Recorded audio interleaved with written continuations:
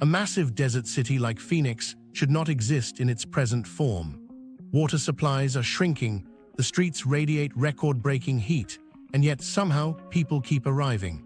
Year after year, tens of thousands choose to settle in one of the most inhospitable regions of North America, despite mounting warnings about its fragility. What draws so many newcomers, while those already here face rising costs, harsher summers, and resource limits? The contradiction is hard to ignore, and it begins with the one metric that defines the city's identity more than any other: its relentless population growth. 2025 population surge. Metro Phoenix, now 5.2 million despite crisis. In 2025, the numbers speak for themselves. Official estimates put the Phoenix Metro near 4.8 million people. That's nearly 5 million residents living in one of the driest, hottest regions in North America. The Census Bureau's most recent release, covering the 2023 to 2024 period, even ranked Phoenix among the top cities in the nation for numeric growth, with nearly 17,000 new residents added in just 1 year. At a time when the country as a whole grows at a crawl, the Valley of the Sun continues to stand out. The signs of this boom are hard to miss. Drive toward the far edges of the metro, west to Buckeye or southeast to Queen Creek, and farmland is giving way to identical subdivisions, looping roads, and newly built schools. Buckeye remains one of the fastest-growing small cities in the United States, while Queen Creek's once rural landscape is filling with master-planned neighborhoods that splice into desert terrain. These edge communities show exactly how the metro continues to expand outward, one housing permit at a time. The forces pulling people here are varied but consistent. Housing costs, though rising sharply within the region, are still lower than those along the coasts. For families pushed out of Los Angeles or San Diego, Phoenix looks affordable. The job market adds another level of attraction, drawing workers into industries like logistics, semiconductor manufacturing, and construction. Retirees chase a sunny climate, while remote workers see Phoenix as a cost-effective base compared to expensive eastern or western metros. Many leave behind different risks: wildfire in California, flooding in the Midwest, or unaffordable rents nationwide, only to face new extremes in the desert.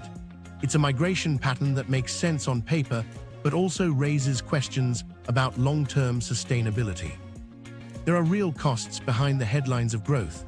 Every additional household increases strain on water infrastructure, the electric grid, and the highway system.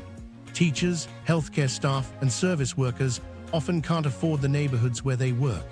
Commutes lengthen as new communities sprawl farther from central Phoenix, locking the region into car dependence and paving more land that once absorbed heat. The demand for housing keeps stretching the outer edges of the valley, even as the region's capacity to support unchecked expansion remains uncertain. This growth is far from evenly shared. Retirees collect in age-restricted suburbs, young professionals trickle in through the tech corridor, and families rely on jobs tied to construction booms. Together, they create a metro that thrives on expansion, yet exposes its own vulnerabilities through sheer scale. Rising numbers prove the draw, but they also magnify the challenges of holding a city together in a desert climate already under extraordinary pressure. And nowhere is that pressure more visible than in the relentless heat that now defines daily life. Record-breaking heat, how 2024's 113 degrees F plus days changed everything.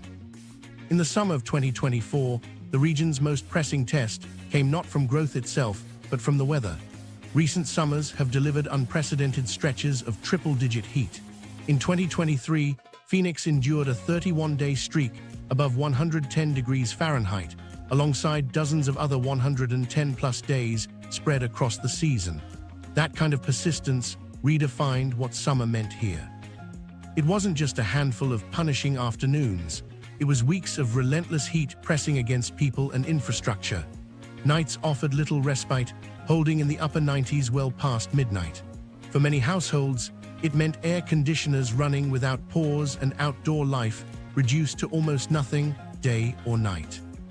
The toll on public health was immense. Emergency departments filled with patients suffering dehydration, heat stroke, and kidney strain. Doctors describe the scale as comparable to seasonal flu waves, but compressed into days instead of months. At the busiest moments, physicians rush to stabilize dozens of patients at once, using rapid cooling methods to prevent organ failure. Vulnerable groups bore the heaviest burden: elderly residents confined in apartments, unsheltered people forced to survive outside, and outdoor workers collapsing even during early mornings. County officials later confirmed around 644 heat-associated deaths in 2023, a figure that revealed the full human cost behind the rising numbers. The pressure extended well beyond hospitals. Phoenix's power grid strained as record demand for cooling pushed plants and transmission systems toward their limits. Each evening, as households and businesses switched on cooling equipment, operators balanced dangerously close to capacity. Even short, localized outages carried deadly implications. Residents stocked up on fans, ice, and portable batteries, understanding that just a few hours without air conditioning during those triple-digit nights could become lethal. Patterns of development magnified the crisis. Roadways, rooftops, and vast parking lots soaked in heat all day, radiating it back into neighborhoods after sunset. This urban heat island effect widened the contrast with the surrounding desert, where open land cooled more quickly. In new subdivisions with sparse trees, nighttime temperatures could linger 5 to 10 degrees hotter than in older, shaded parts of town.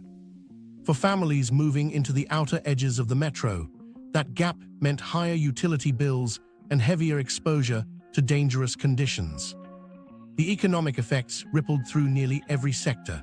Construction firms adjusted schedules to avoid the worst hours, slowing projects just as demand for housing climbed. Delivery routes shifted to late night and early morning, with drivers reporting burned skin from steering wheels and door handles left in sunlight. The cumulative impact was a region forced to reorganize daily life around a climate that no longer offered balance. These extreme summers show no signs of returning to the old normal. In the early 1990s, Phoenix might see only a handful of 110-degree days each season. Now, entire months blend into one long stretch of unlivable heat. Breaking records has stopped being exceptional, it has become the baseline. And if heat defines the city's immediate danger, another challenge quietly threatens its very ability to sustain daily life. Water wars, current Colorado River cuts, and local restrictions. In Phoenix, water is not just another utility, it is the lifeline that makes urban life possible in the desert. The city draws most of its supply from two main sources, about 60% from the Salt and Verde rivers managed by the Salt River Project, and around 40% from the Colorado River through the Central Arizona Project. Groundwater makes up only a small share of the total, but pressure on all three sources is building. By 2025, that pressure has shifted from warnings to hard limits that city leaders and residents can no longer ignore. Lake Mead and Lake Powell, the two key reservoirs of the Colorado River system, have sat at historic lows in recent years. Through much of the mid-2020, their combined capacity hovered near 35%, forcing federal agencies to trigger allocation cuts. These reductions rolled out across the lower basin states, where Arizona absorbed significant losses to its annual deliveries. The impact is less about short-term scarcity than about adjusting expectations downward, accepting that the river no longer offers what past agreements promised. Tension between states reflects what's at stake. Arizona, California, and Nevada have been pressed to negotiate smaller shares of the river, while Mexico is bound by treaty to absorb cuts as well. Phoenix sits at the very end of this chain, waiting for outcomes that decide how much water flows into its distribution network. Each adjustment raises the question of who bears the real burden: farmers trying to protect their crops, or cities trying to provide water for millions of residents. On a local level, policy shifts are already reshaping the landscape. New restrictions prohibit decorative grass in most subdivisions, targeting lawns that demand enormous irrigation while offering little practical benefit. Developers proposing projects on the metro's outer edges face deeper scrutiny, particularly in areas reliant on dwindling groundwater. At the same time, Phoenix has moved to diversify its supply. Construction is underway on its first advanced water purification facility at the Cave Creek site, intended to recycle and treat wastewater into a reliable new source that could provide millions of gallons every day. Agriculture remains the most politically sensitive piece of this puzzle. Farming consumes the majority of Arizona's water, with thirsty crops such as alfalfa demanding intensive irrigation. Urban leaders argue that households must take precedence when supplies are scarce, while rural communities defend farming rights and decades-old allocations. This fundamental conflict reflects a larger trade-off, choosing between the economic value of crops and the survival needs of fast-growing cities. Meanwhile, underground reserves are slipping away. Wells run deeper each year, and the state has blocked new drilling across many tracts of land to prevent complete depletion. In some outer suburbs, residents worry about taps running dry, raising fears that growth has outpaced the carrying capacity of local aquifers. Water underpins everything in Phoenix: the cooling systems, the businesses, the homes. Without it, the region's ability to sustain life collapses. But even for those who still turn a tap and see water run, survival now carries another price: the ability to afford a place to live in the first place. Housing apocalypse: median home prices versus local incomes in 2025. How can firefighters, teachers, and nurses manage to remain in a city where an entry-level home now costs more than most of them will ever qualify to buy? That question hangs over Phoenix in 2025 as the housing market shifts further out of reach for the very workers who keep the region functioning. The median home price stands in the mid-$400,000s. Just 5 years ago, it hovered near $310,000. That increase, approaching 50%, has far outpaced wage growth, leaving middle-income families unable to buy even with 2 steady paychecks. Local officials warn that many public sector salaries are no longer sufficient to purchase a typical home, widening the divide between those with access to ownership and those permanently excluded. Builders continue to deliver new projects, but little of it addresses real affordability. The majority of construction focuses on large single-family houses marketed at higher price points, or entire subdivisions pitched to out-of-state buyers. Far fewer modest apartments, townhomes, or duplexes reach the market, even as demand for those options soars. Stuck in the gap, working families rely on rentals, and those costs have surged. Median rent now sits around $1,700 per month. For service workers, child care staff, and health aides earning below the region's median income, half their paychecks disappear just to stay housed. Month after month, that leaves little cushion for transportation, food, or the soaring utility costs of cooling through summer. Local zoning makes denser, affordable housing difficult. Single-family zoning dominates much of the metro, and attempts at rezoning or affordable housing subsidies face drawn-out approval processes that can take years. Developers often avoid these paths entirely, knowing the delay undercuts profits. The result is a housing pipeline geared toward higher-income newcomers rather than the growing number of residents unable to buy.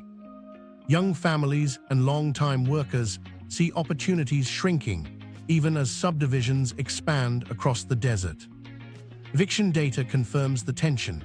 Rental costs rise faster than incomes, and households just 1 or 2 missed payments away from default end up facing court notices. In some cases, families choose between covering rent and paying utility bills. Community organizations report stories of residents living in homes without running water or cobbling together makeshift shelter, conditions more closely associated with economic collapse than a thriving metro. A study led by King's College and the University of Arizona in 2021 estimated thousands of households in Greater Phoenix already lacked active water service, a warning sign of how fragile security has become in certain corners of the city. Phoenix once branded itself as a haven for affordable suburban living, but that promise is unraveling. For every family able to purchase in a new subdivision, many more watch the market drift permanently out of reach. The consequence is clear. The workers staffing hospitals, schools, and fire stations each day cannot reliably claim stable housing of their own. And yet, even as affordability crumbles under pressure, new arrivals keep streaming in, drawn by an image of opportunity that seems more paradoxical with each passing year. Climate migration paradox: why people still move to Phoenix. It may seem counterintuitive that as climate change intensifies, so many people still head for a desert city already under strain. Yet Phoenix in 2025 continues to attract tens of thousands of newcomers each year. Data from 2022 showed over 280,000 people moved into Arizona from other states, and more than half of them settled in the Phoenix metro. That inflow has not slowed, even with the city's reputation for scorching heat and uncertain water supplies. The result is a pattern experts describe as a climate migration paradox. The same environmental crises pushing people out of one region are steering them toward another place with its own vulnerabilities. For many migrants, the calculation begins with cost and housing. Even after major price increases over the last decade, owning a home in the valley remains significantly cheaper than in cities like San Francisco, Los Angeles, or Boston. Families locked out of coastal markets view Phoenix as a place where homeownership, while difficult, is still possible. The relative affordability, compared to the West Coast in particular, is often enough to outweigh the looming reality of record heat waves and water restrictions. Work opportunities also shape decisions. Industries like healthcare, construction, logistics, and technology continue to hire at a steady pace as the metro expands. For younger professionals, remote and hybrid work models allow them to leave high-cost states and trade cramped apartments for larger homes with space for families. That flexibility reinforces Phoenix's draw as a more practical alternative to coastal centers, even if it comes bundled with long-term environmental concerns. Retirees make up another substantial portion of arrivals. Unlike working households, their priorities tilt toward lifestyle balance rather than wages. Warm, dry winters free them from icy roads and expensive heating bills. They often accept that summers require staying indoors under air conditioning, calculating that the quality of life benefits outweigh the season of extreme outdoor limits. City leaders play a role in reinforcing these choices. Through promotional campaigns, tax incentives, and support for growing industries, Phoenix has branded itself as a forward-facing, affordable alternative to coastal congestion. These efforts accentuate the advantages while downplaying the risks, sustaining a stream of new residents even as environmental pressure escalates. Still, the contradictions are hard to ignore. Many migrants swap acute hazards, wildfire smoke, coastal flooding, or hurricanes for the long-term strains of heat and water scarcity. It is not a clear safety trade, but an uneven bargain built on housing access and job opportunity.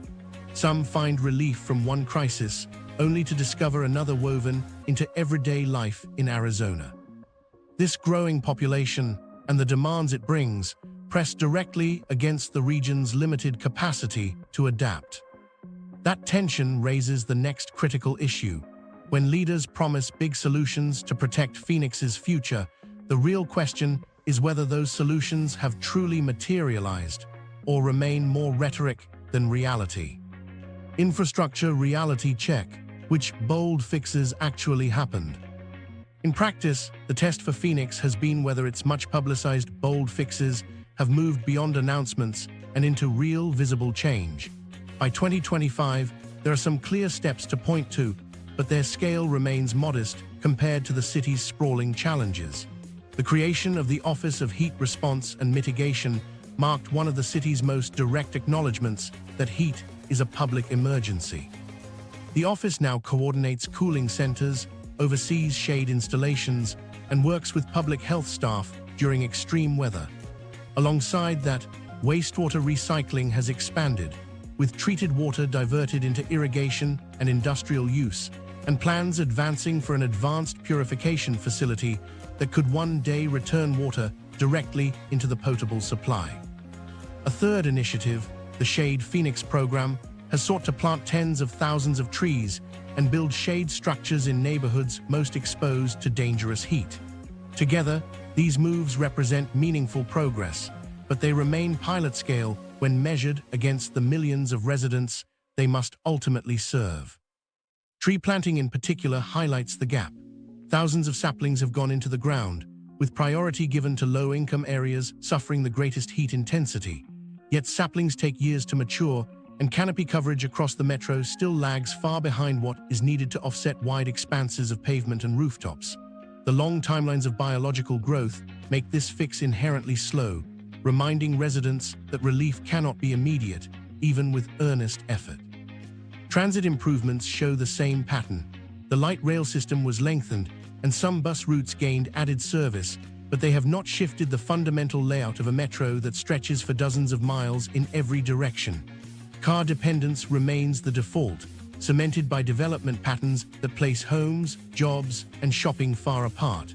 These upgrades illustrate progress, but not transformation. Solar energy has become another point of emphasis. Utility-scale fields now cover large portions of desert land, and panels spread across rooftops contribute to renewable generation. Phoenix does claim some of the highest solar production totals in the nation, yet integration remains limited by peak summer demand.